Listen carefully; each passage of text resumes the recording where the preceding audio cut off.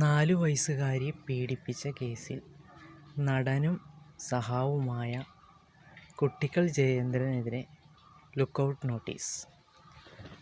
പിന്നെ ഇതിൽ പറഞ്ഞിരിക്കുന്ന പോലെ എല്ലാവർക്കും ഈ ഒരു പ്രതിയെ അഥവാ പ്രതി പിടിക്കുമ്പോൾ സഖാവാണ്, അല്ലെങ്കിൽ അവൻ ഇന്ന മതസ്ഥനാണ്, അവൻ ഇന്ന ജാതിയാണ്, ഇങ്ങനെ ജാതി ആയതുകൊണ്ട് ഇവൻ ക്രിമിനലായത്, ഇങ്ങനെ പാർട്ടി ആയതുകൊണ്ടാണ് ഇവൻ ക്രിമിനലായത് എന്നൊന്നുമില്ല. ക്രിമിനലുകൾക്ക് ഒറ്റ ഇതേ ഉള്ളൂ, തീർച്ചയായിട്ടും അയാളുടെ ഒരു മൈൻഡ് അനുസരിച്ചാണ്. അതിൻ്റെ പേരിൽ ഈ സഹാക്കൾ അല്ലെങ്കിൽ അവരുടെ മതങ്ങൾ പേരും പറഞ്ഞ് ഒരു ജാതി പറഞ്ഞ് അവർ എന്തോ പറഞ്ഞ് അവരുടെയൊക്കെ ഇങ്ങനെ പറഞ്ഞിട്ട് അതങ്ങനെ മുദ്ര കുത്തുന്നത് ശരിയായ ഏർപ്പാടല്ല. കുറ്റവാളികളൊന്നും കുറ്റവാളികൾ തന്നെയാണ്, അവർക്ക് ജാതിയും മതമൊന്നുമില്ല.